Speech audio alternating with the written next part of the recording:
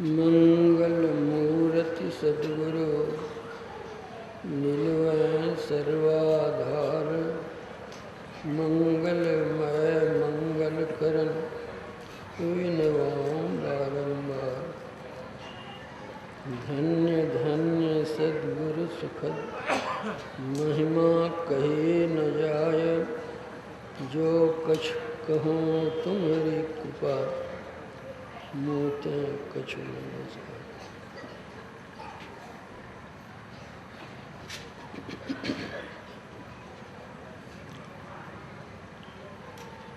माननीय मुख्यमंत्री महोदय जी, समवेत समादरणीय सज्जन वृंद, आदरणीय माताओं तथा भक्तिमती बहनों,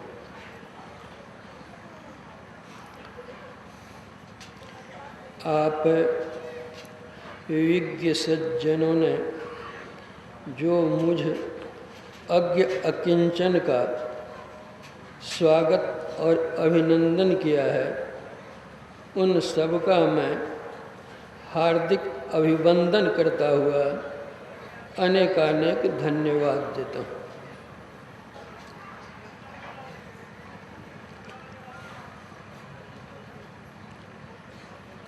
माननीय मुख्यमंत्री जी की शालीनता, विनयशीलता, लोकप्रियता और लोकोपकारिता से मैं बहुत प्रसन्न हूँ और मैं इनको अनेकानेक धन्यवाद और शुभाशीर्वाद देता हूँ।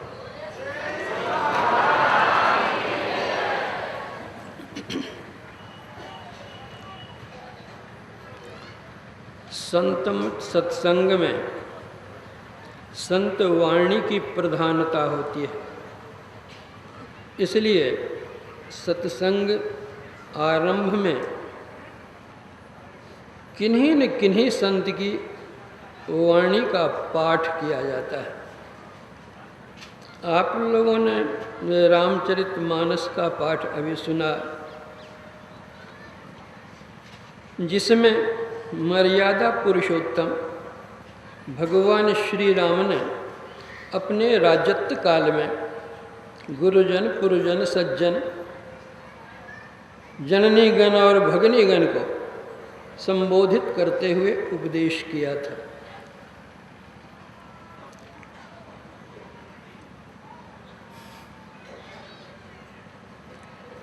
मर्यादा पुरुषोत्तम भगवान श्री राम नर्तन की उपादेयता बतलाते हैं।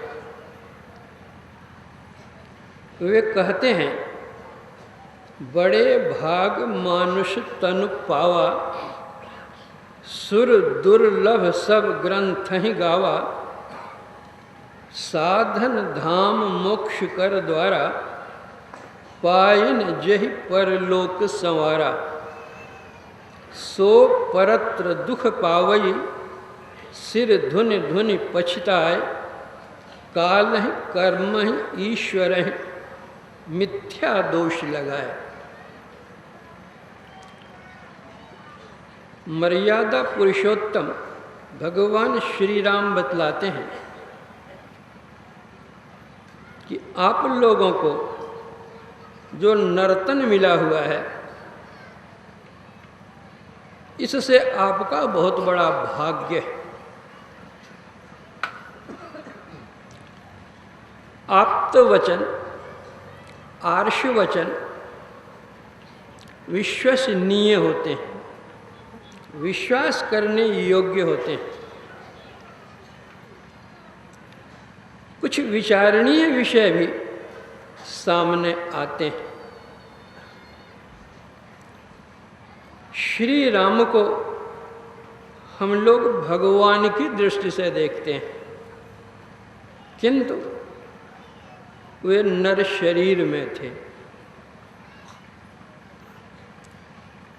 लंका का रावण महाप्रतापी था, वह भी नर शरीर में ही था। नर शरीर में भगवान राम थे और नर शरीर में रावण भी था, तो क्या दोनों की तुलना की जा सकती है? जहाँ भगवान राम को हम एक महान देव की दृष्टि से देखते हैं, वहाँ रावण को मानव शरीर में ही रहते हुए उनको दानव की दृष्टि से देखते हैं। शरीर दोनों का मानव ही है। हम सोचें देव कौन, दानव कौन और मानव कौन? एक बार का प्रसंग है। देव, दानव और मानव ये तीनों ब्रह्मा जी के पास उपनीत हुए। प्रणाम निवेदित कर, हाथ जोड़ करके तीनों ने प्रार्थना की कुछ शिक्षा दी जाए। ब्रह्मा जी ने उपदेश दिया, वर्णमाला का एक अक्षर द का, तुम तीनों को मैंने द का उपदेश दिया, जाओ तुम तीनों।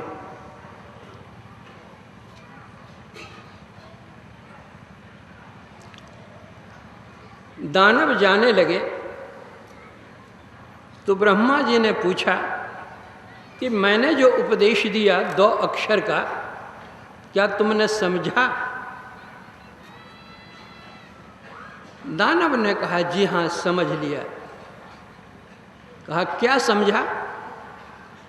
कहा मैं तो दानव हूं, मार काट लूट पाट अपहरण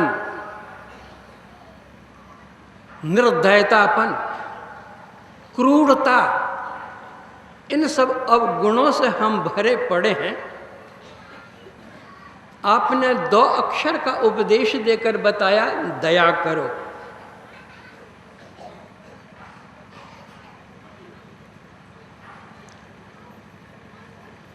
ब्रह्मा जी ने संकेत किया, जाओ तुमने ठीक समझा है।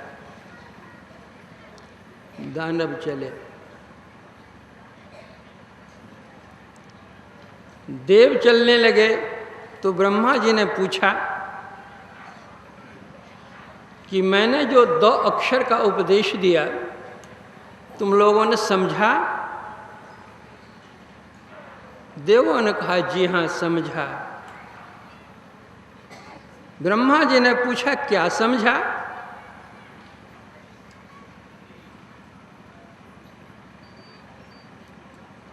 देव ने उत्तर दिया कि हम देव विषय विलासी होते हैं, इंद्रियों पर हमारा अधिकार नहीं, इंद्रियों के बहावे में हम बह जाते हैं, जो मन कहता करने लग जाते हैं। आपने 2 का उपदेश देकर बतलाया कि इंद्रियों का दमन करो। इंद्रियाणां मनोनाथो, इंद्रियों को प्रेरित करने वाला मन है, उसका दमन करो। ब्रह्मा जी ने कहा ठीक है, जाओ। मानव सामने आते हैं। ब्रह्मा जी पूछते हैं मैंने जो 2 का उपदेश किया क्या समझा तुमने? उनका मैं तो मानव हूँ, ये के प्रकारेण धन संग्रह करता रहता हूँ, तो आपने उपदेश दिया है कि दान दिया करो, दया किया करो। कहा जाओ। अब हम मन में समझें कि हम देव श्रेणी में हैं, दानव श्रेणी में हैं या मानव श्रेणी में हैं। जब लंका में श्री राम और रावण का युद्ध हो रहा था तो रावण अपनी माया से कभी बालू की वर्षा करता था, कभी रक्त की वर्षा करता था, कभी हड्डियों की वर्षा करता था, कभी अंधकार बना देता था, कभी रावण रथ के साथ गुप्त हो जाता था, कभी वह प्रकट हो जाता था। और जब प्रकट होता था तो कहता था कि कहाँ राम रण हतों प्रचारी, कहाँ राम छिपे हो, आओ मेरे सामने, अभी तुम्हारा संहार करता हूँ मैं। मर्यादा पुरुषोत्तम भगवान श्री राम कहते हैं, जन जल्पना करि सुयस नासहि, नीति सुनहि करहि क्षमा, संसार मह पुरुष त्रिविध, पाटल रसाल पनस समा। एक सुमन प्रद, एक सुमन फल, एक फलई केवल लागई, एक कहई कहई करई, अपर एक करई कहत न बागई।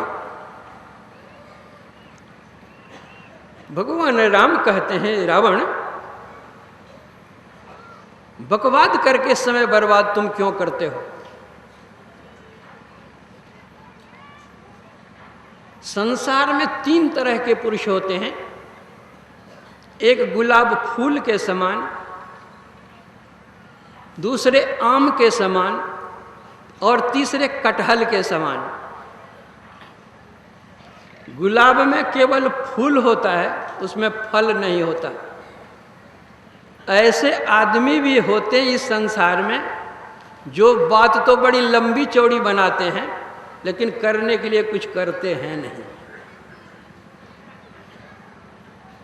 दूसरे व्यक्ति होते हैं आम के समान, आम में मंजर होता है और फल होता है, अर्थात जो वे बोलते हैं वे करके दिखला देते हैं, वे आम के समान होते हैं।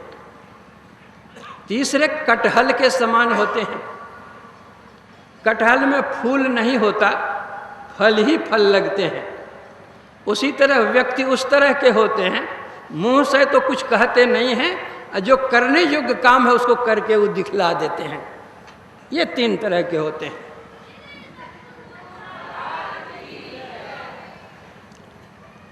शास्त्र कहता है कि इन तीनों के अतिरिक्त और भी 4 तरह के लोग होते हैं। एक होते हैं वेर के समान, दूसरे होते हैं शिला के समान, तीसरे होते हैं नारियल के समान और चौथे होते हैं अंगूर के समान। बेर का फल होता है, ऊपर में गुद्दा होता है और उसके नीचे में गुठली उसकी बड़ी कड़ी होती है। उसी तरह कुछ लोग इस तरह के होते हैं, ऊपर से तो मुलायम बात बोलते हैं लेकिन भीतर उसका बड़ा कड़ा होता है, बहुत क्रूर होता है। दूसरे होते हैं शिला के समान, बाहर भीतर एक समान, अर्थात वचन भी क्रूर, कटु और हृदय भी पत्थर के समान। तीसरे होते हैं नारियल के समान। नारियल का ऊपर भाग बहुत कड़ा होता है लेकिन भीतर का भाग मुलायम होता है, स्वच्छ होता है और उसमें जल भी होता है। अर्थात कुछ लोग इस तरह के होते हैं, बोलने के लिए वे कटुवचन बोल देते हैं लेकिन हृदय उनका बड़ा पवित्र होता है, मुलायम होता है और शीतलता लिए होता है। चौथे तरह के जो व्यक्ति होते हैं वे अंगूर के समान होते हैं।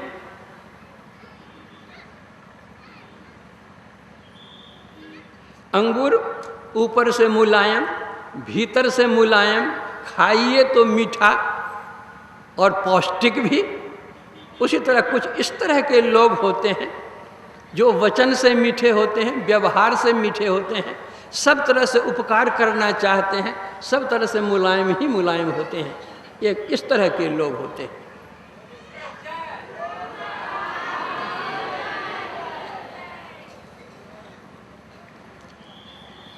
गोस्वामी तुलसीदास जी महाराज कहते हैं कि 3 तरह के और लोग होते हैं। विषयी, साधक, सिद्ध, सयाने, त्रिविध जीव जग वेद बखाने। विषयी, साधक और सिद्ध। विषयी लोगों की उपमा दी जाती है गुबरैला मक्खी से। जो लोग बाहर में शौच जाते हैं, उस पखाने की वह गुबरैला मक्खी गोलियां बनाती रहती है और लुढ़का कर इधर से उधर करती है। निकट में ही अगर फुलवाड़ी हो, फूल का बगीचा हो, उसमें वो मक्खी नहीं जाती। उसी तरह कुछ लोग इस तरह रहते हैं, विषयों में इतने रमे रहते हैं कि उनको सद्ज्ञान सुहाता नहीं। जहाँ सत्संग होता वहाँ वे जाते नहीं। निशि बासर रुचि पाप असुचि मन, खल मति मलिन निगम पथ त्यागी। सुत बित दार भवन ममता निशि, सोवत अतिन कबहु मति जागी। ऐसे लोग होते हैं। पखाना को उठा करके फेंक दिया, साफ कर दिया, तो यहाँ मिठाइयाँ बन ही रही हैं, तो वे मक्खियाँ उड़ करके फिर मिठाइयों पर चली आती हैं। तो साधक का मन कभी तो विषयों में जाता है और कभी निर्विषय भगवान के भजन में भी जाता है। कभी इधर भी जाता है, कभी उधर भी जाता है।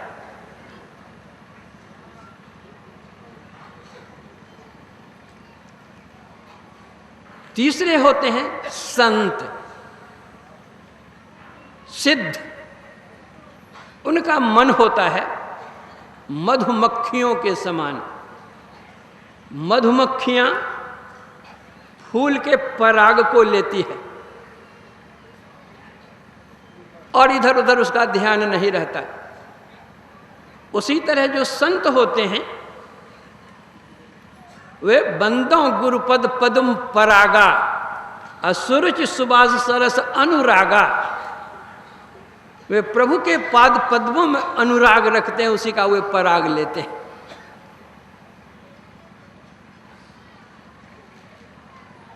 फिर बतलाया कि भक्त में भी 4 तरह के भक्त होते हैं।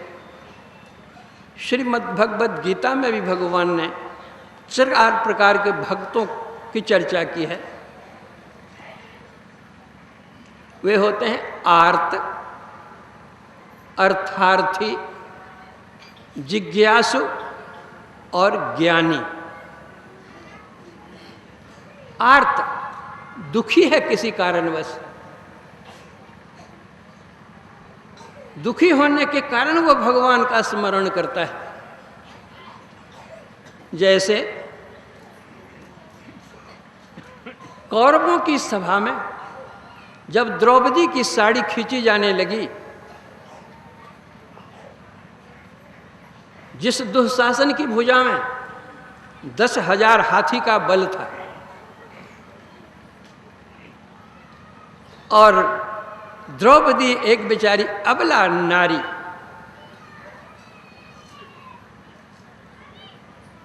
उनके 5 पति भी वहां बैठे हुए थे सभा में। द्रोण, कर्ण, भीष्म आदि महारथी ज्ञानी भी उसमें बैठे हुए थे। लेकिन दुर्योधन के सामने सब अवाक थे, चुप थे। द्रौपदी प्रार्थना करती है, आर्त पुकार करती है, दुख हरो द्वारिका नाथ शरण में तेरी।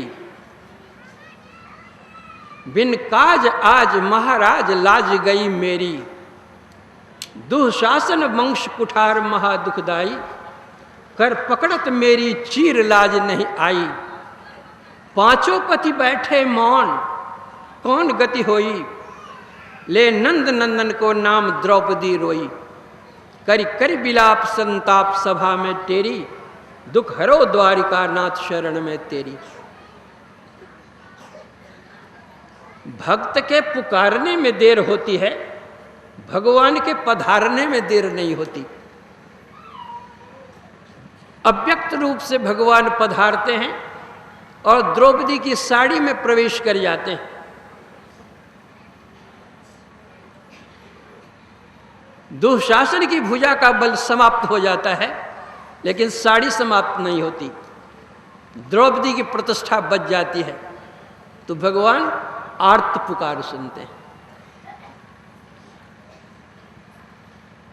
जब पांडवों का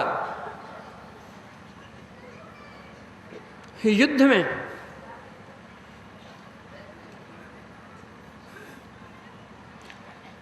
जीत हुई,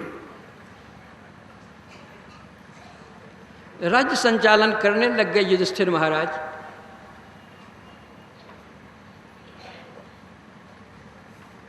भगवान कृष्ण मिलने के लिए आए। आगत स्वागत के साथ उनको बिठाया गया। उन लोगों का आपस में बहुत तरह के संबंध थे। बात की बात में द्रौपदी ने कहा कि केशव, कौरवों की सभा में आप आए तो सही, लेकिन जब मेरी सारी फजीहत हो गई तब। भगवान कृष्ण ने कहा कि द्रौपदी, लोग दूसरे का दोष देखना जानते हैं, लेकिन अपना दोष देखना नहीं जानते। दूसरे का दोष अगर रजकण के समान होता है तो उसको वह पहाड़ के समान समझता है, और अपना दोष अगर पहाड़ के समान भी हो तो उसको वह रजकण भी नहीं समझता। द्रौपदी ने पूछा, कैसे? मेरा क्या दोष? जैसे दुशासन ने मेरी साड़ी पकड़ी और खींचना आरंभ किया, मैंने आपको पुकारा, लेकिन आप आए तो बहुत देर करके। भगवान कृष्ण ने कहा कि द्रौपदी, जरा विचारो, तुमने मुझे पुकारा था, क्या कह करके पुकारा था? तुमने मुझे पुकारा था, दुख हरो द्वारिका नाथ शरण में तेरी, यही तो तुम ही जरा विचारो कि द्वारका से दिल्ली आने में देर लगेगी कि नहीं। और जब तुमने कहा कि हृदयेश मेरी रक्षा करो, तो हृदयेश कहना था कि मैं तेरी साड़ी में प्रवेश कर गया, दुशासन का बल शेष हो गया, लेकिन साड़ी अशेष रह गई।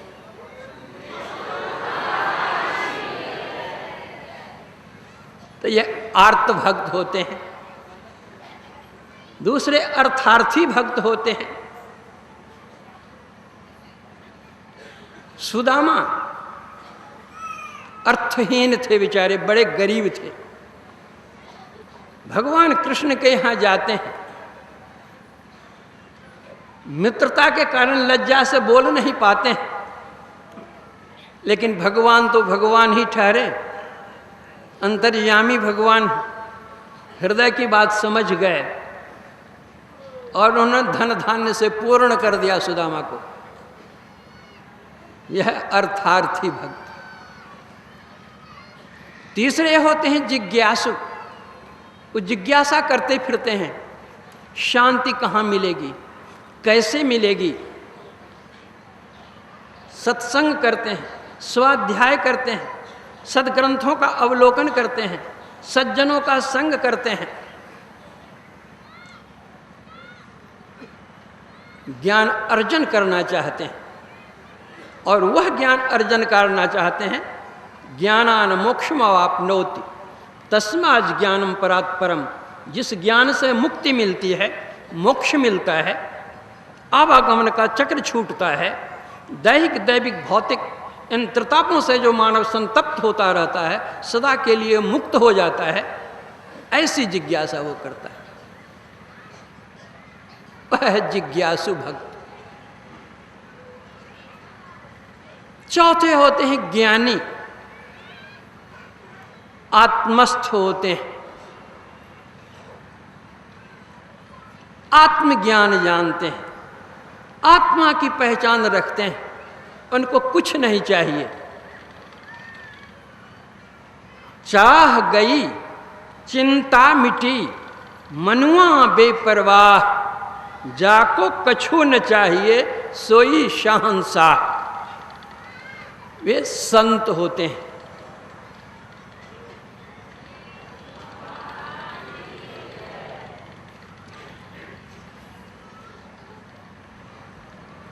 संत को शाहनशाह कहा गया है। क्यों?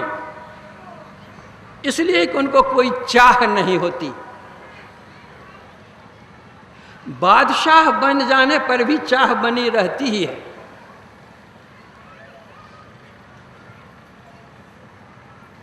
एक समय का प्रसंग है। बादशाह अकबर के दरबार में 9 रत्न रहते थे। इस्लाम धर्म में रोज़ा, नमाज, ज़कात, हज, तौहीद, ये 5 बातें बताई गई। उसमें एक है ज़कात, अर्थात दान करना। तो बादशाह अकबर दान भी करते थे। एक फ़कीर के मन में हुआ कि बादशाह अकबर बड़े दानी हैं, उनके पास हम जाएं, कुछ प्राप्त करें। यह सोचकर वे फ़कीर गए बादशाह अकबर के दरबार में। संयोग ऐसा था कि वह नमाज का समय था। अकबर बादशाह नमाजी भी था। उसने बड़े आदर सत्कार से फ़कीर को बिठाया और कहा, हज़रत थोड़ी देर तशरीफ़ रखें, मैं ज़रा नमाज अदा कर लेता हूँ, फिर आपसे बातें करूँगा। फ़कीर साहब वहाँ बैठ गए। बादशाह अकबर नमाज पढ़ने लग गए।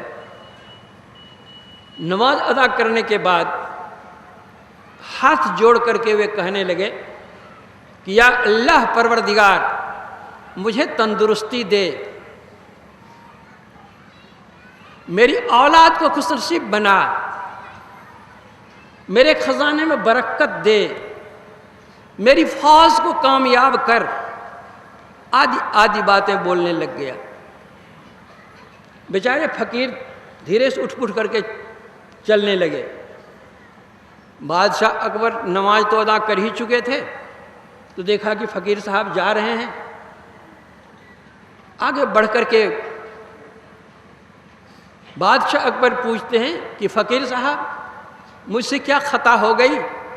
आप मेरे पास आए और बिना कुछ बात किए चल रहे हैं, जा रहे हैं। फ़कीर ने उत्तर दिया कि बादशाह, तुमसे कोई ख़ता नहीं हुई, ख़ता मुझसे हो गई। मैंने सुना था कि तुम बहुत बड़े दानी हो, इसीलिए मैं तुम्हारे पास आया था कुछ याचना करने के लिए।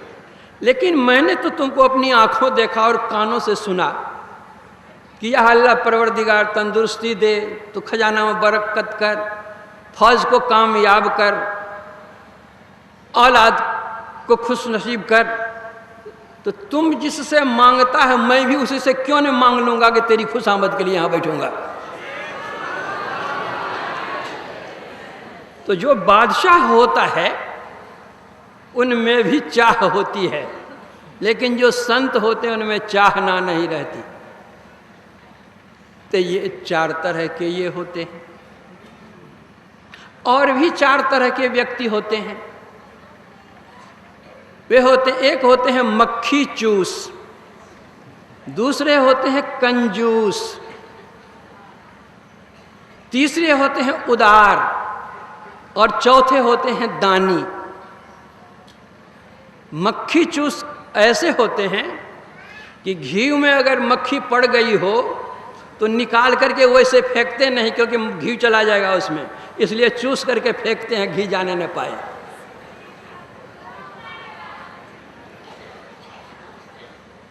दूसरे होते हैं मक्खी चूस, जो अपने लिए तो सब व्यवस्था करते हैं लेकिन दूसरे के लिए कुछ नहीं। तीसरे होते हैं उदार, अपने लिए भी करते हैं, दूसरे के लिए भी करते हैं। चौथे होते हैं दानी, अपनी परवाह नहीं है, लेकिन दूसरे का कल्याण किस में हो, दूसरे को सुख किस तरह पहुँचे, उसके लिए वे तन देने के लिए, मन देने के लिए, धन देने के लिए, वचन देने के लिए सब तैयार रहते हैं। हमारे यहाँ दानियों में दाता कर्ण का नाम बहुत है। जब महाभारत का युद्ध हो रहा था, अर्जुन के बाण से घायल होकर कर्ण गिर चुका था, धराशायी हो चुका था, लेकिन अभी उसके प्राण पखेरु उखड़े नहीं थे।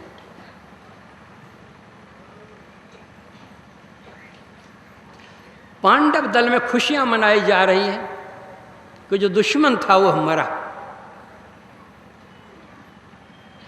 कंटक कटा, पांडव लोग खुशियां मना रहे हैं। लेकिन पांडवों का जो हित चिंतक भगवान श्री कृष्ण थे, वे चिंता व्यक्त कर रहे थे, वे दुखी हो रहे थे। चूंकि अर्जुन ने कर्ण को धराशायी किया था और कर्ण ने कुंती से कहा था कि तुम्हारे 5 पुत्रों में अर्जुन को छोड़ करके 4 पुत्रों को मैं कुछ नहीं कहूँगा, सामने आ जाने पर, उसकी जान लेने की नौबत आने पर भी, मौका आने पर भी मैं उन 4 की जान नहीं लूँगा। जब मैं मरूंगा तो अर्जुन को मार करके ही मरूंगा। तुम कहती है कि हमारे 5 पुत्र, दुनिया जानती है 5 पुत्र, लेकिन तू कहती है कि मैं भी तुम्हारा ही पुत्र हूं। तो अगर मैं भी तुम्हारा पुत्र हूं तो अर्जुन मर जाएगा तो मैं 5वां पुत्र तुम्हारा हूं ही, या अर्जुन मुझे मार देगा तो 5 पुत्र तुम्हारे हैं ही।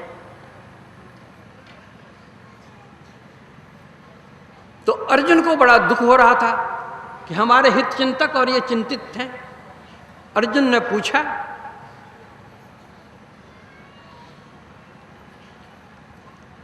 कि भगवान क्या बात है, हम लोग खुशियां मना रहे हैं और आप दुखी हो रहे हैं, शत्रु मारा गया है और आप दुखी हैं।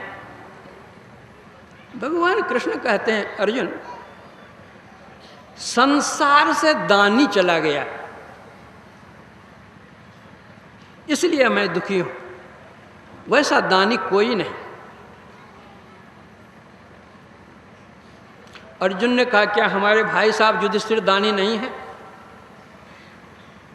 दिन रात सोना दान करते रहते हैं, ब्राह्मणों को भोजन कराते रहते हैं, दक्षिणा देते रहते हैं, गरीबों की देखरेख करते हैं, कोई गरीब नहीं रहने पावे सबका संतुलन वे करते हैं, सबकी व्यवस्था वे करते हैं राजा होकर। आप कहते हैं कर्ण बहुत बड़ा दानी। भगवान कृष्ण ने कहा, अर्जुन तुम नहीं जानते हो, अभी भी कर्ण मरा नहीं है, चलो मैं तुमको दिखला देता हूं कि वह किस तरह का दानी है। रात का समय है, युद्ध के मैदान में कुत्तों और सियारों का साम्राज्य है। कटकट कटकट कुत्ते कर रहे हैं, सियार कर रहे हैं, मांस खा रहे हैं, हुआ कर रहे हैं, सूझता नहीं है, अंधेरा। भगवान कृष्ण और अर्जुन ये दोनों छद्म वेश में जाते हैं। जहां कर्ण गिरा हुआ था उससे थोड़ी दूर पर खड़े होकर भगवान कृष्ण कहते हैं कि कहाँ हो दाता, कि कहाँ हो दाता कर्ण, दाता कर्ण मरणासन्न अवस्था में दाता कर्ण की संज्ञा सुन करके वह कुछ संभ्रम होकर उठना चाहता है, लेकिन घायल पड़ा हुआ उठ नहीं सकता है। वह कहता है कि इस मरते समय कौन मेरा नाम ले रहे हो भाई? मैं तो तुम्हारे पास नहीं जा सकता, तुम नजदीक आओ, कहो कौन हो और क्या चाहते हो। भगवान कृष्ण एक ब्राह्मण के वेश में कर्ण के सामने उपनीत होते हैं और कहते हैं, कर्ण, 2 सरसों के बराबर मुझे सोने की आवश्यकता है। सुना कि तुम बड़े दानी हो, इसीलिए तुम्हारे यहां आ गया। कर्ण कहते हैं, अर्जुन देव, ब्राह्मण देवता, इस समय यहां मेरे पास सोना कहाँ, और 2 सरसों के बराबर सोना तो कुछ भी नहीं है। आप जितना सोना लेना चाहो मेरी पत्नी के पास जाओ और कहो उतना सोना वह तुमको दे देगी।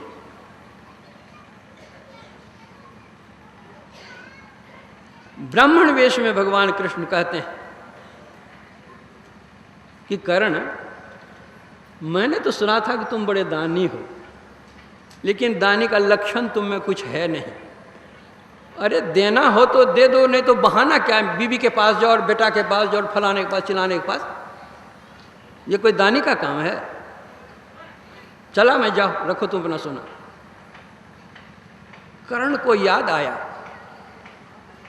कि हमारे दांत सोने से मढ़े हुए हैं। उनका, ब्राह्मण देवता जरा रुक जाओ, देखो मेरे दांत में सोने लगे हुए हैं। ये दांत, अब तो शरीर जाने वाला, ये दांत तोड़ लो, सोना निकाल लो। ब्राह्मण वेशी भगवान कहते हैं, छे, यही ब्राह्मण का काम है दूसरे का दांत तोड़ना जी, यही तुम्हारे दाने का होने का प्रतीक है। रखो तुम अपना सोना। कर्ण कहते हैं, ब्राह्मण देवता थोड़ा रुक जाओ, वहाँ जो पत्थर रखा हुआ है वो पत्थर का टुकड़ा मुझे एक छोटा सा दे दो, मैं स्वयं दांत तोड़ करके आपको दे दूंगा। ब्राह्मण वेशी भगवान कहते हैं कि वाह रे वाह दानी वाह, मुझ से पत्थर का टुकड़ा ढुलावेगा, उसके बदले सोना देगा और दानी भी कहलावेगा, वाह। रखो अपना सोना। फिर भी कर्ण कहते हैं, ब्राह्मण देवता थोड़ा रुक जाओ, चल नहीं सकते हैं बेचारे, घिसक करके उस पत्थर के टुकड़े के सामने जाते हैं, अपना मुंह दे मारते हैं उस पर, जितने दांत थे झड़ जाते हैं, हाथ में लेकर लो ब्राह्मण देवता। आगे आते हैं लेने के लिए, छे, जूठा सोना देता है ब्राह्मण को, ब्राह्मण को जूठा दान करता है, यही तुम्हारा धर्म है, रखो अपना सोना। फिर चलते हैं। फिर कर्ण कहते हैं कि ब्राह्मण देवता रुक जाओ, मैं देता हूं। उस अवस्था में वह धनुष पर तीर चढ़ाता है और पृथ्वी में दे मारता है, पृथ्वी से जल का फवारा निकलता है, उसमें वह दांतों को धो लेता है और कहता है, लीजिए ब्राह्मण देवता सोना।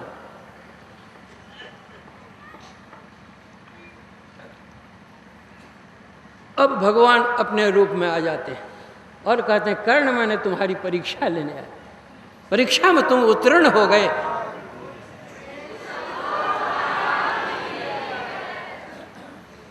मांगो, तुम क्या वरदान मांगते हो, जो तुम वरदान मांगो देने के लिए मैं तैयार हूं, तुम्हारे सामने।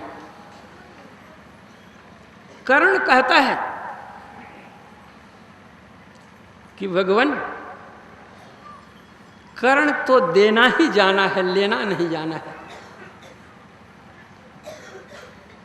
अगर आप कुछ देना ही चाहते हैं मुझको, तो अंतिम समय में आप अपने दर्शन दे रहे हैं, इससे बढ़कर के और मेरा क्या चाहिए। उनके चरणों पर सिर रख करके शरीर छोड़ देगा। तो चार तरह के ये व्यक्ति होते हैं। जब हम रामचरितमानस पढ़ते हैं तो उसमें पाते हैं कि काकभूषुंडी जी और गरुड़ जी का संवाद हुआ था। गरुड़ जी पूछते हैं कि सबसे विशेष शरीर कौन है, तो उसका उत्तर काकभूषुंडी जी देते हैं, नर समान नहीं कवन्यु देही, जीव चराचर जाचत जेही, नरक सरग अपवर्ग निसेनी, ज्ञान विराग भगति सुख देनी। कहते हैं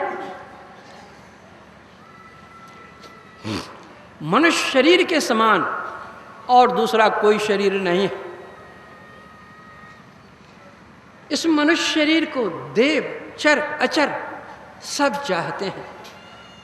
इसकी विशेषता क्या है, तो कहते हैं इसमें नरक में जाने का जीना है, इसमें स्वर्ग में जाने की सीढ़ी है, और नजात में जाने की निशानी है। नजात अर्थात मुक्ति। जब हम कुरान शरीफ पढ़ते हैं तो कुरान शरीफ के सूरे फातिहा में ठीक यही तीन बातें आई हैं।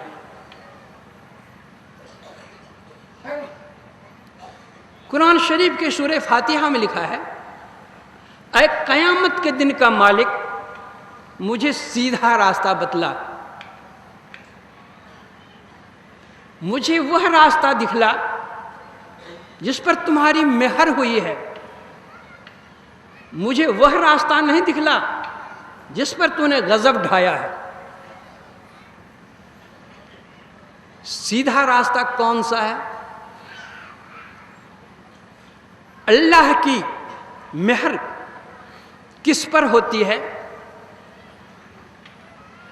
और अल्लाह की क्रूर दृष्टि किस पर रहती है? अल्लाह तो दयावान है, मेहरबान है, उनकी दया तो सब पर रहती है। रामचरितमानस में आया है, एक पिता के विपुल कुमारा, होई पृथक गुणशील अचारा, को पंडित को तापस ज्ञाता, को धनवंत सूर को दाता, को सर्वज्ञ धर्मरत को कोई, सब पर पिता ही प्रीति सम होई। इस लोक में जब पिता की दृष्टि सब संतान पर सम होती है, तो जो परम पिता परमात्मा है उनकी क्रूर दृष्टि क्यों और दया दृष्टि क्यों? मानस में इसका उत्तर भी लिखा है। यद्यपि प्रभु के राग न रोषा, ग्रहिन पाप पुण्य नहीं दोषा, तदपि करई सम विषम विचारा, भक्त अभगत हृदय अनुसारा। भगवान श्री कृष्ण ने श्रीमद् भगवद गीता में कहा है, कर्मण्येवाधिकारस्ते मां फलेषु कदाचनम।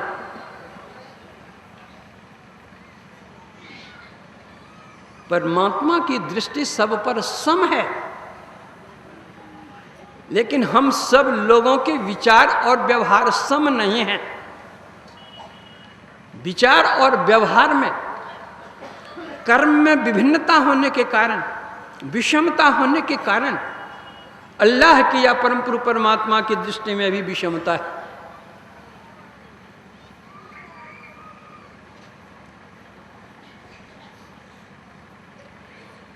कुरान शरीफ में लिखा है, जो बुरे बुरे कर्मों को करते हैं, झूठ बोलते हैं, चोरी करते हैं, व्यभिचार करते हैं, नस्ली चीज का सेवन करते हैं, मार काट लूटपाट अत्याचार अनाचार दुराचार व्यभिचार आदि दुष्कर्मों को किया करते हैं, अल्लाह परवरदिगार उसको दोजख की आग में जलाते हैं। अर्थात परम प्रभु परमात्मा उनको नरक में देते हैं। और जो काय वचन मन से परोपकारी होते हैं, दूसरे की भलाई करने वाले होते हैं, हित चिंतक होते हैं, शुभ कर्मों को करते हैं, अशुभ कर्मों से अलग रहते हैं, उन अच्छे अच्छे कर्म करने वाले को अल्लाह बहिष्ट देते हैं, अर्थात परम प्रभु परमात्मा उनको स्वर्ग देते हैं। और जो सीधा रास्ता पकड़ता है अल्लाह उनको नजात देते हैं, अर्थात परम प्रभु परमात्मा उनको मुक्ति का द्वार खोल देते हैं। वो सीधा रास्ता क्या है? दुनिया में कहीं सीधा रास्ता नहीं है।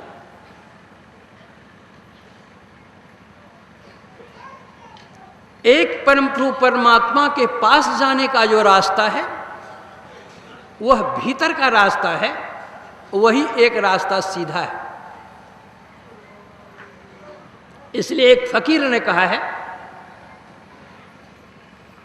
क्यों भटकता फिर रहा तू ऐ तलाशे यार में, रास्ता शहरग में है दिलबर पे जाने के लिए। अगर अल्लाह परवरदिगार के पास जाना चाहते हो, परम प्रभु परमात्मा के पास जाना चाहते हो, तो एक ही रास्ता है और वह रास्ता शहरग में है। अरबी फारसी में जिसको शहरग कहते हैं, संस्कृत में उसी को सुषुम्ना कहते हैं। हिंदू हो, मुसलमान हो, जैन हो, बौद्ध हो, सिख हो, ईसाई हो, दुनिया के किसी धर्म, किसी मजहब, किसी संप्रदाय, किसी रिलीजन के मानव हो,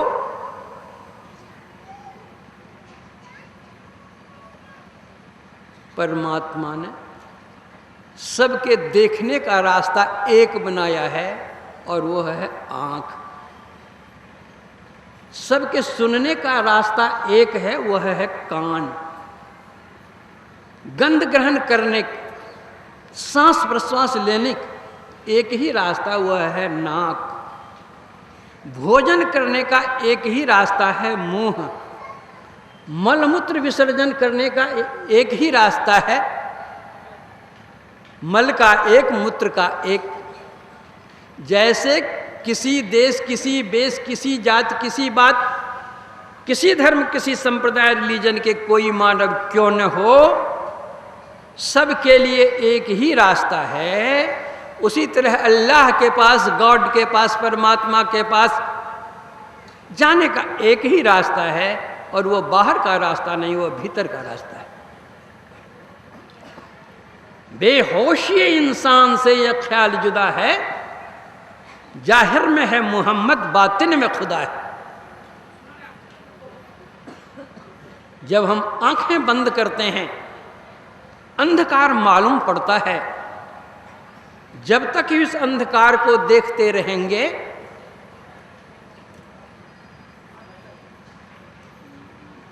तब तक हमारे लिए नरक जाने का रास्ता खुला हुआ है। जब हम अंतः साधना करेंगे, अंतः प्रकाश पाएंगे, अंतर ज्योति पाएंगे, वह प्रकाश का मार्ग स्वर्ग का मार्ग है, अंधकार का मार्ग नरक का मार्ग है। और अंतर्नाद की जो साधना करते हैं वह परम प्रभु परमात्मा से मिलाने की साधना है, वह नजात में जाने का रास्ता है।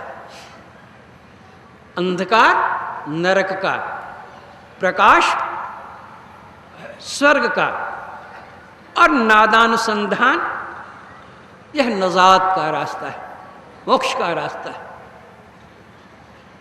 कुरान शरीफ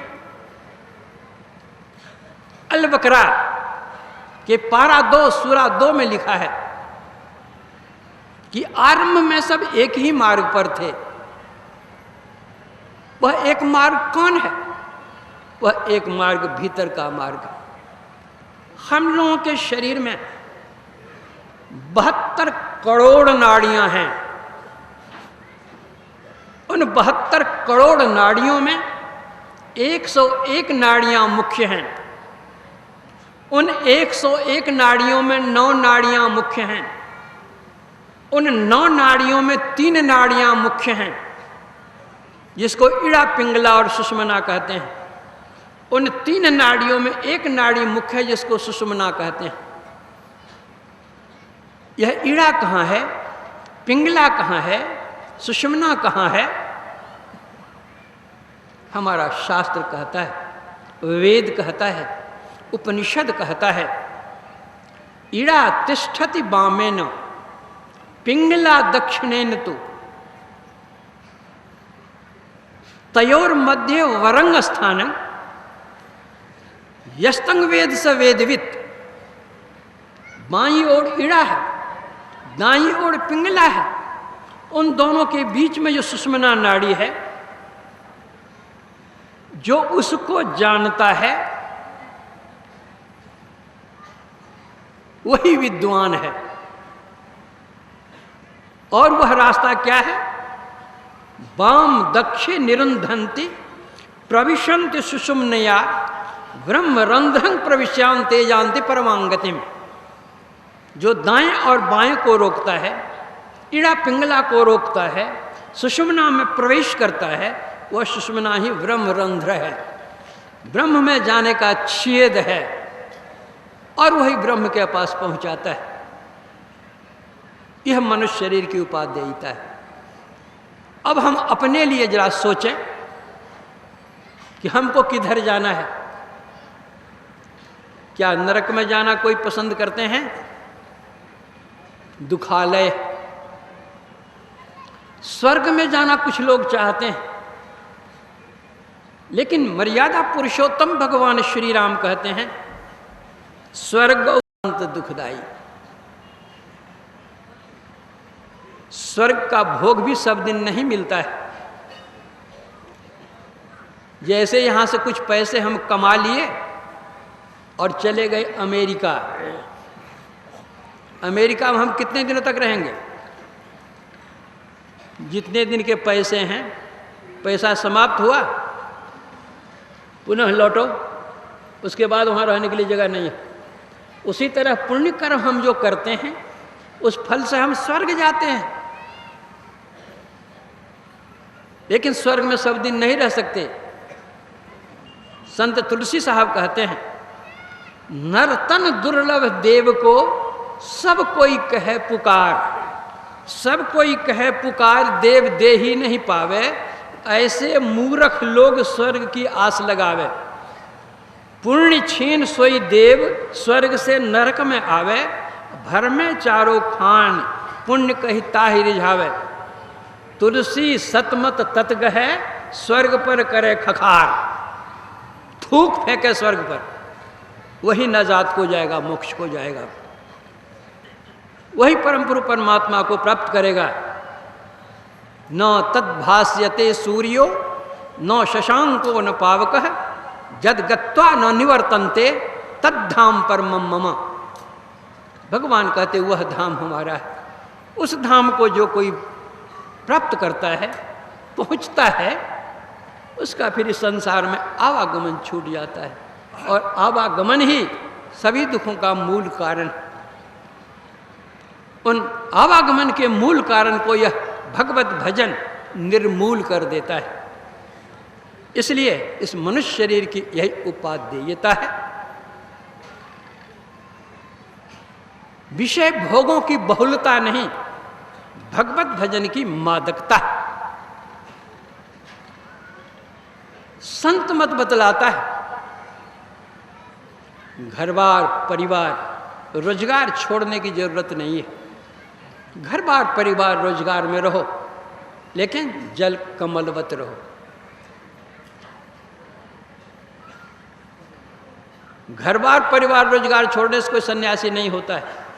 अगर मन संसार में लगा हुआ है तो घर बार परिवार रोजगार छोड़ने से कुछ लाभ नहीं। अनासक्त जग में रहो भाई, दमन करो इंद्रियण दुखदाई। पवित्र जीविका करो, अपना जीवन यापन करो, परिवार का भरण पोषण करो, समाज की सेवा करो, देश की सेवा करो, अपनी योग्यता के अनुकूल विश्व की सेवा करो। ऐसा भगवत भजन करो, यह जीव उस पीव से जाकर के मिल जाए। यह मानव जन्म की सार्थकता है, सफलता है।